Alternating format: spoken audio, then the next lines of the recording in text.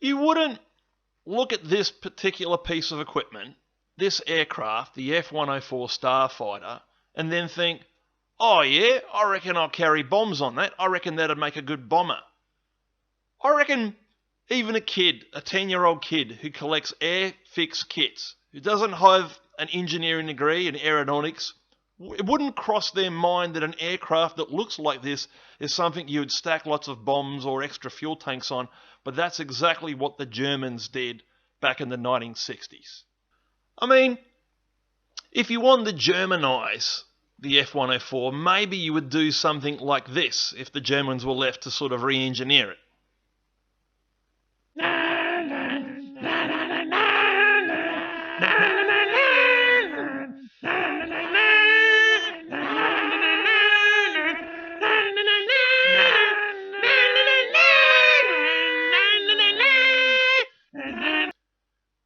And, although that looks kind of ugly, at least we know that works. They did that before and that would work. It's got a good wing loading, it can actually carry bombs and do the job, what it's specified for, what it was designed for.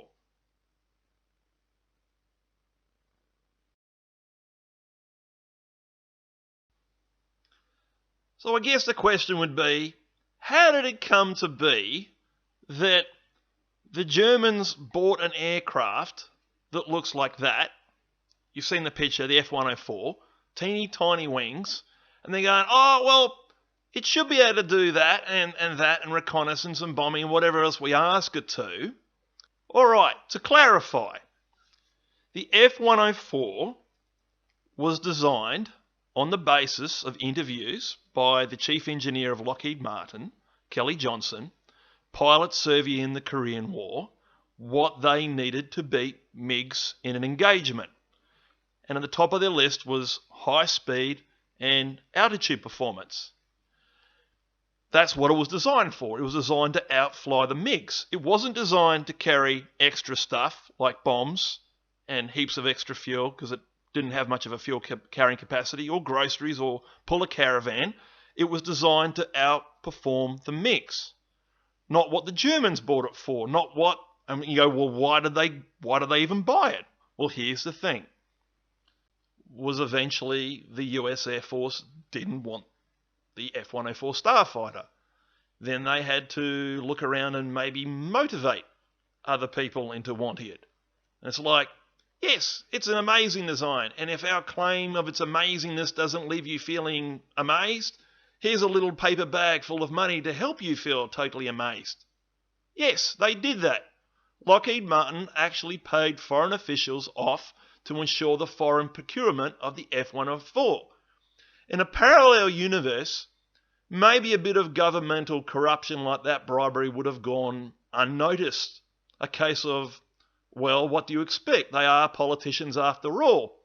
The problem being, the F-104 Starfighter had an obnoxious tendency to get its pilots, particularly German pilots, killed. By some of its operators, the F-104 Starfighter was known as the manned missile. An Italian man told me in their country it was called the rocket coffin. It looks like a missile and it moves in the way you would expect a missile to behave. But the problem is, eventually you have to land.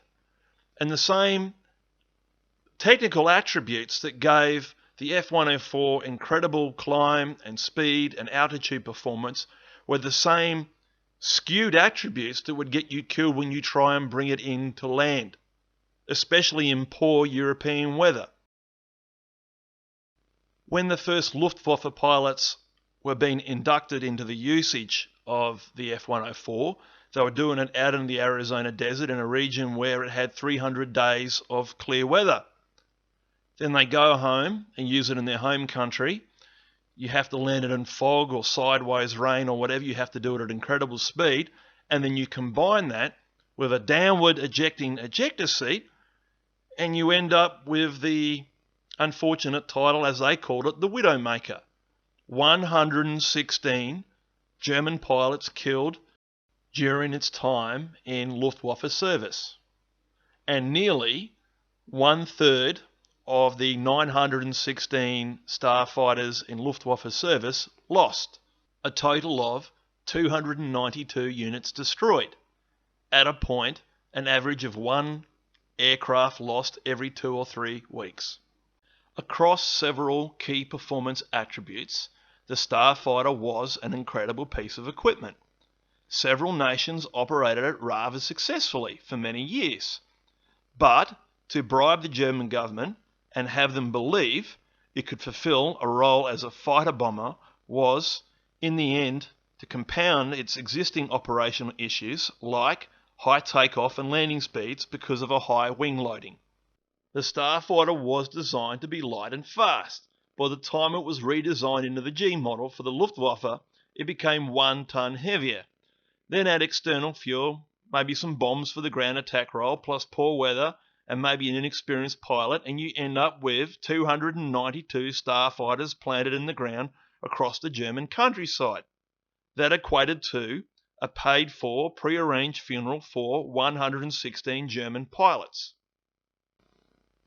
Anyway, folks, Danny Futt's about to sign out.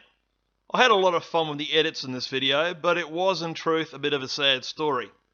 Another, if you didn't laugh, you'd cry scenario. History's full of them. I'll catch you next time.